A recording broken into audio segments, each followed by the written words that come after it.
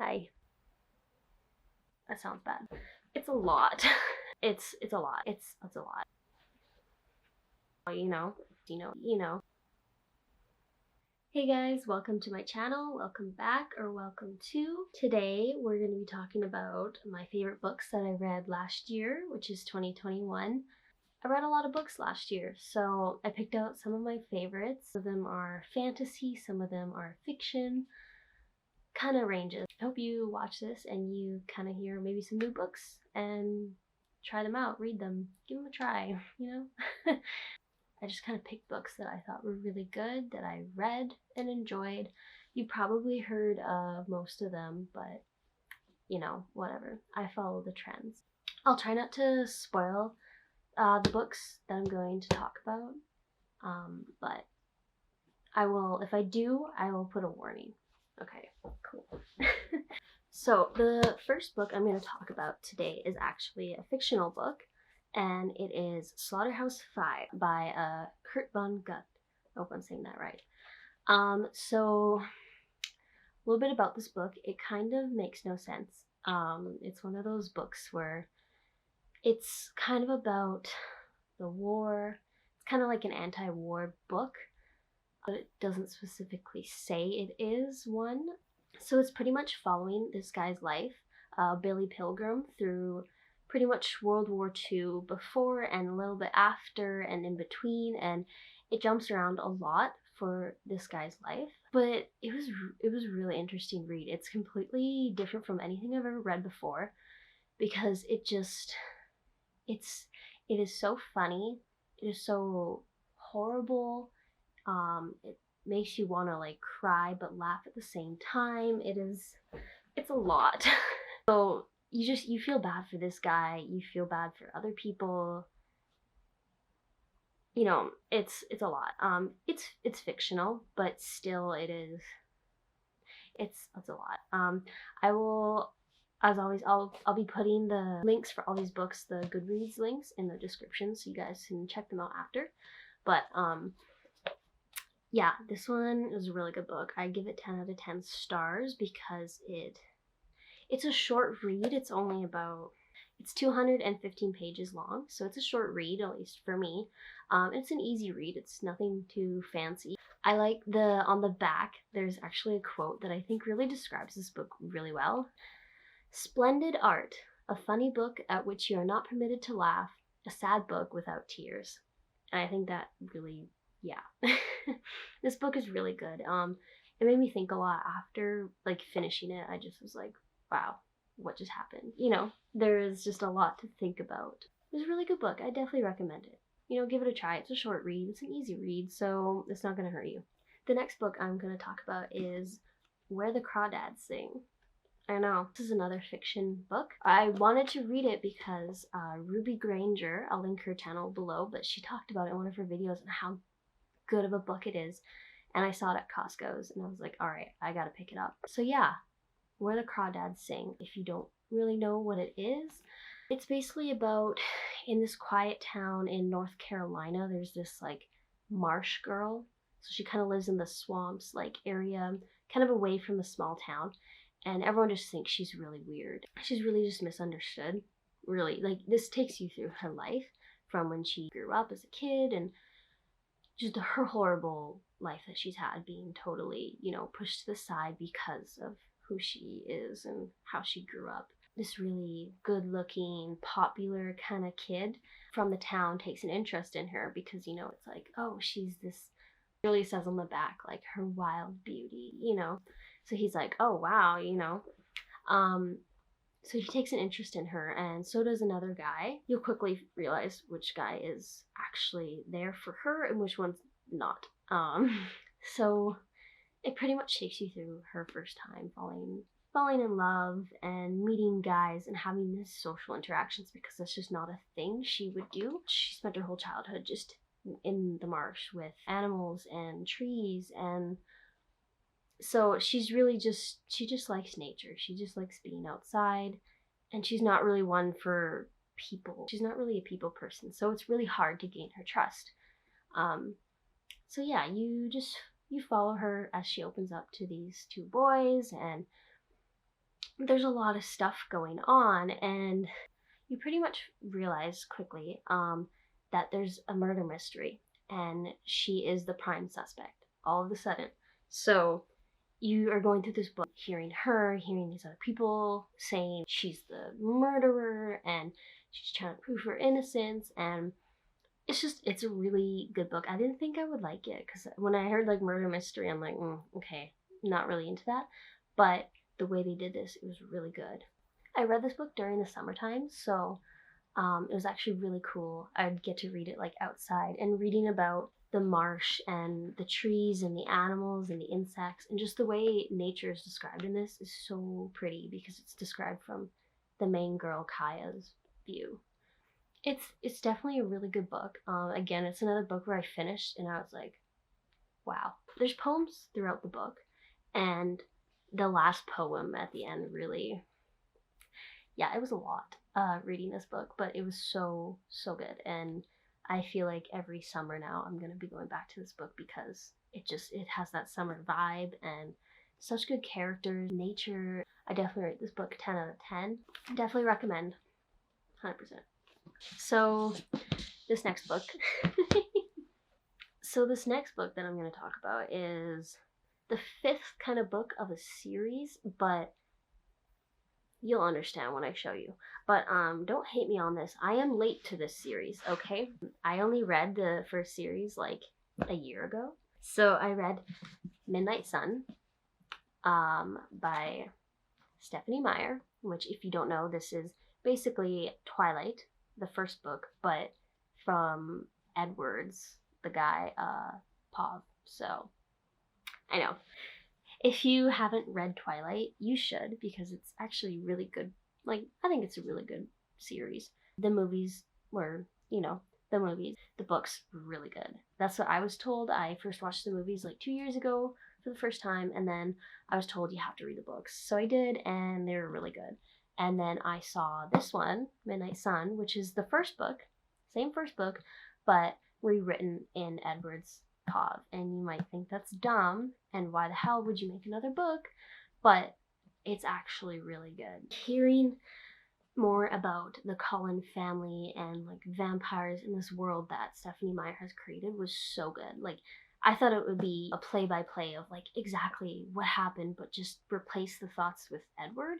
But no, that's not what it is. Like, some of it is, obviously, but I was actually I got so excited to be like, oh, this is when this happens. I've read about this. I want to see from, his Pav, and is really good. Like, I really liked it. I think just the information about the vampires and backstory, and I don't know, she did it a really good way of rewriting basically a book she already wrote, but from someone else's perspective. I think she did it really good, though. I would definitely recommend this if you've read the first series, even if you haven't. I mean, this is the first book, so just rewritten. So if you really want to, you could totally read this one and then start the series if you're interested. But this was definitely a lot more grown up, if that makes any sense, because the books series are written in Bella's point of view, and she's kind of like this young teenage girl. This is actually kind of cool because he's like a 100-year-old vampire. It's actually very cool. It was very good. I enjoyed the book a lot, and I would totally reread it. So pick it up, try it out if you haven't already. It's good. So the last books I'm gonna talk about are Duology. Save the best for last, of course. They are a fantasy, I believe young adult fantasy. You've probably heard of them. You've probably heard of the writer. I'll give you a little hint. It starts with Bar and ends with Dugo. Yeah, Leah Bardugo. Six of Crows, the Duology. I first heard about this series from Cari Can Read. I'll link her channel in the description. But she is in love with this Duology. So she was the one that inspired me to read it, and I'm so glad I did, because it is so good. So I actually read these on my Kindle app on my phone, first time, and then I got the books for Christmas. So I will be rereading them again in the hardcover book. Basically, Six of Crows is a young adult, I'm pretty sure it's young adult, fantasy duology. It's set in the same universe that she has written her other books in. You might have heard, what are they called? Shadow and Bone. There's a Netflix series about it. those books were really popular. But I decided to read this first before I've ever even read Shadow and Bone. So I just jumped right into these books because they are in the same universe, but they're kind of set in a different place with different characters. Some characters appear from like Shadow and Bone, but they're not important. That sounds bad. I think that it's totally safe to read on your own. Anyways, getting into it. So the first book is Six of Crows, and the second one is Crooked Kingdom. The first one, it's a heist. It's basically a heist book. So you get introduced to these 6 characters, of course, Six of Crows, where they kind of are all misfits. They're like young kids, just, being misfits. And it's pretty much set in this city. You can kind of compare it to London, I guess, in a sense, but really dirty, grungy London, where there's just no good people, it's very fend for yourself kind of thing. So these 6 kids, the one is kind of like the head guy. He's the one that puts the group together, and he basically gets everyone together for a heist. You find out slowly that each character has their own set of skills.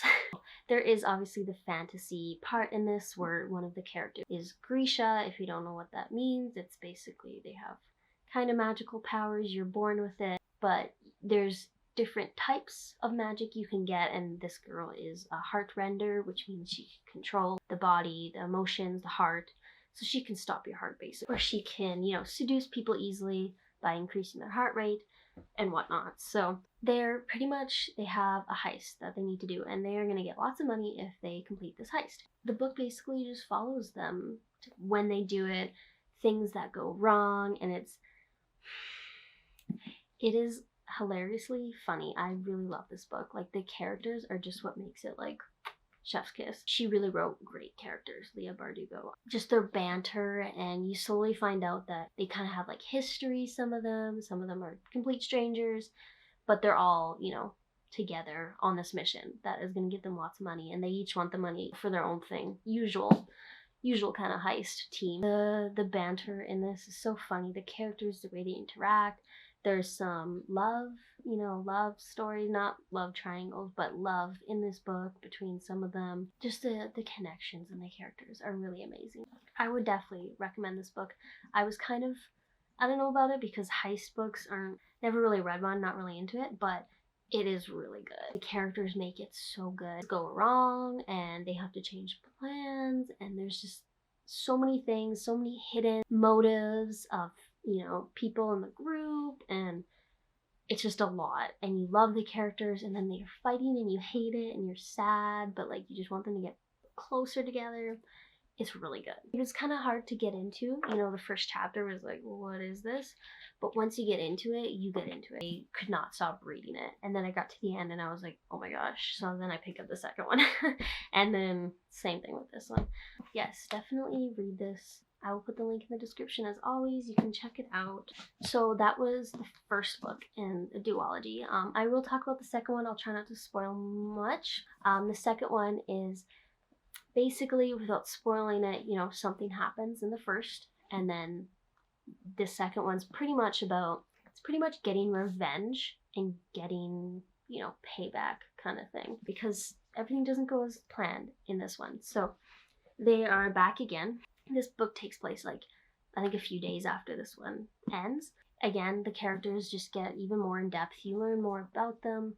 You feel sad for them. You feel happy. You just want them to be, you just want them to get what they want. And I think they're slowly, starting to get more together in this book. They're more kind of family, which is great to see, but it definitely gets more complicated. They are getting revenge, and they're basically getting back what they owe.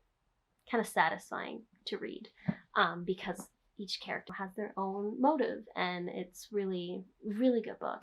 The ending made me cry. So I think this is definitely the best duology I have ever read. Probably close up to the best ever books I've ever read, because just these 2 books just make up such an amazing story. So good. So good. Definitely check out this duology. You'll be really happy with it. It does have the fantasy in it, but honestly, it makes it really interesting. It makes the characters more interesting. I am definitely taking notes from Leah Bardugo's Duology because on just character writing, she's so good at it. I loved all the characters in here. You will too if you read this. I promise you're gonna love it too. Just read it. Some notable mentions. I read A Court of Thorns and Roses, except for the last one. I didn't bother with that one because it was just extra. If you're into fantasy, read that, give that a try. I'm halfway through Lord of the Rings. Try that out. Some books that I'm hopefully gonna be reading this year. I got To Kill a Mockingbird for Christmas, so I'm actually kind of excited. Never read it before, ever, I know. I'm really excited to read that book. I have some books about King Arthur that I'm kind of reading, getting into, trying to. I am also currently reading Red, White, and Royal Blue for the first time. Yeah, I know, I heard that. It's a very good book. I am like halfway through that and it's really good so far, so I'm hoping to finish that soon. Hopefully that'll be my January books I read in January, if I finish it, if I have time. I'm very busy. So that's it. That's it for this video. Thank you for hanging around. I hope you got some book ideas to read. Some of these books I took a chance. These ones I really didn't know if I was gonna like, and I did, and I'm really grateful. It was actually really good to read different books. I never thought I would like it, but I'll try out that book that you've been thinking about, because I know you probably have a book you've been thinking about of reading. So go try it. Go buy it, pick it out, and read it. Just see, like, what is it gonna hurt you? Well, maybe. These hurt me. These books hurt me. But anyways, thank you for watching. I hope to see you soon with some more book videos. I have some bullet journal videos actually up.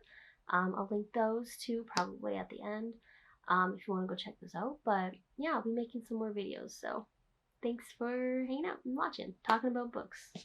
I hope to see you soon. Okay, bye. Pew.